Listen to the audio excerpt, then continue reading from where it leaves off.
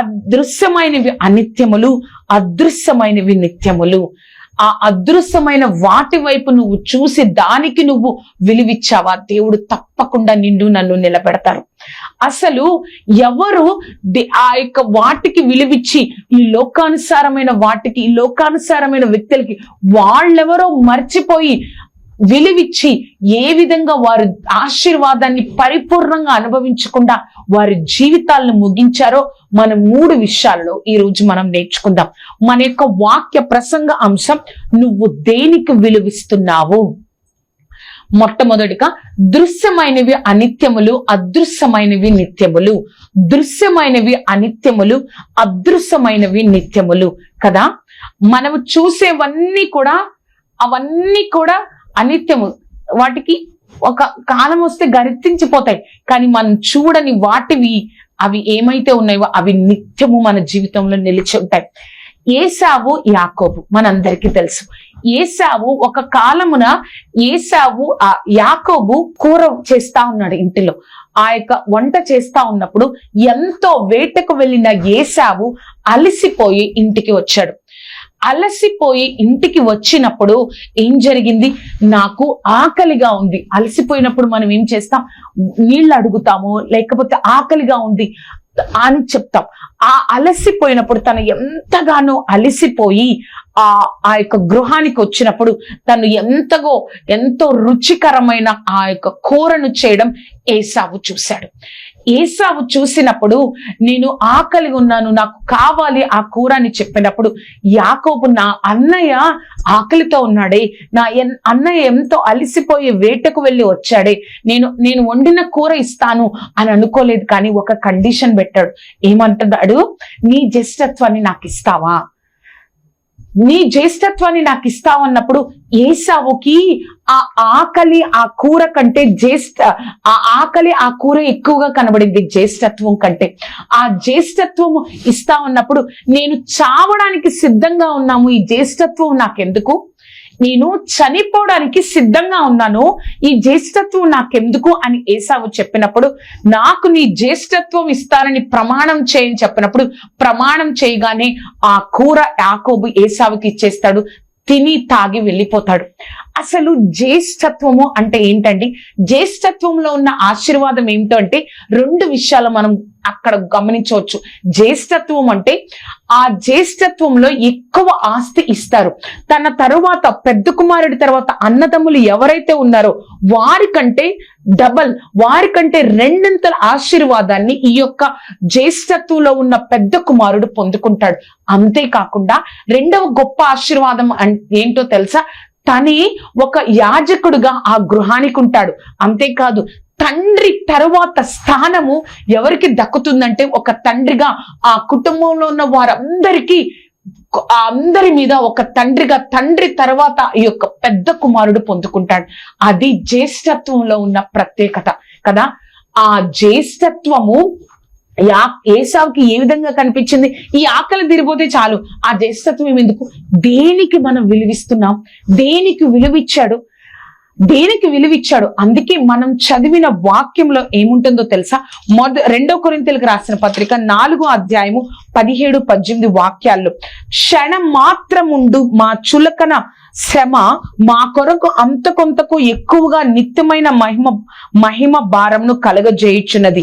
ఏలయనగా దృశ్యమైనవి అనిత్యములు, అదృశ్యమైనవి నిత్యములు.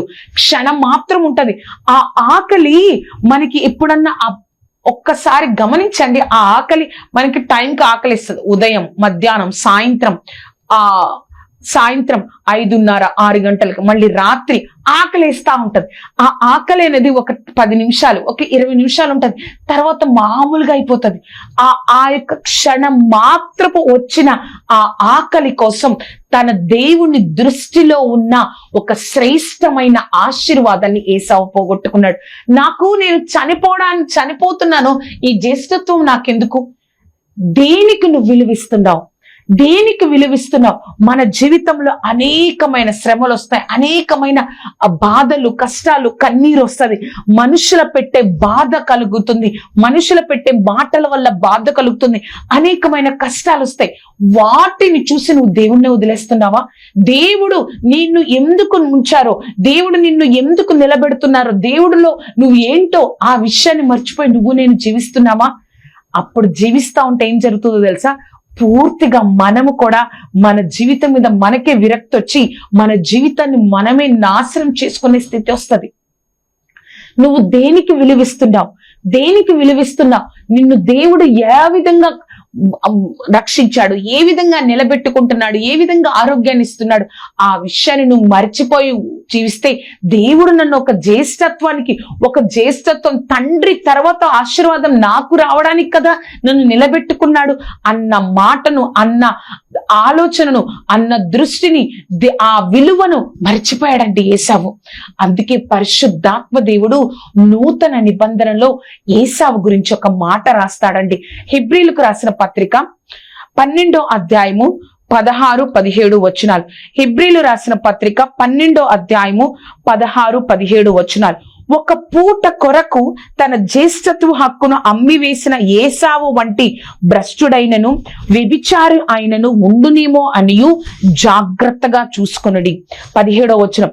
ఏసావు ఆ తరువాత ఆశీర్వాదం పొందగోరి కన్నీళ్లు విడుచుచు దాని కోసము శ్రద్ధతో వెతికినను మారు మనసు పొందని అవకాశము దొరకక విసర్జింపబడినని మీరు ఎరుగుదురు కదా.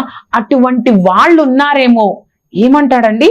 భ్రష్టుడైన వ్యభిచారి అయిన అటువంటి వాళ్ళు ఉన్నారేమో, జాగ్రత్తగా చూసుకోండి. వాళ్ళు ఏమైనా ఉన్నారేమో, జాగ్రత్తగా చూసుకోండి. నువ్వు దేనికి విలువిస్తున్నావు? నీ జీవితంలో దేనికి విలువిస్తున్నావు? ఒక ఆహారానికా, ఒక ఫోన్కా, ఒక వ్యక్తికా, ఒక జీవితానికా, శరీరానికా? నువ్వు దేనికి విలువిస్తున్నావు? నీ జీవితంలో దేనికి విలువిస్తున్నావు? తన గొప్ప శ్రేష్టమైన ఆశీర్వాదాన్ని పొందుకోలేకపోయాడు. ఇస్సాకు తర్వాత గొప్పగా ఆశీర్వదింపబడాల్సింది ఏసావు, కానీ యాకోబు ఆశీర్వాదం పొందుకున్నాడు. ఎందుకు? తను దేనికి విలువిచ్చాడో ఆ విలువ అది మాత్రమే తనకు దక్కింది. కానీ దేవుడు యొక్క శ్రేష్టమైన జ్యేష్ఠత్వానికి విలువిచ్చుంటే తన జీవితం వేరేలాగా ఉండేది కదా, తన యొక్క ఆశీర్వాదం వేరేలాగా ఉండేది కదా. మనం ఒక్కటి గుర్తుపెట్టుకోవాలండి, నువ్వు నేను దేనికి విలువిస్తామో మన ఆశీర్వాదం కూడా ఆ విధంగానే ఉంటది.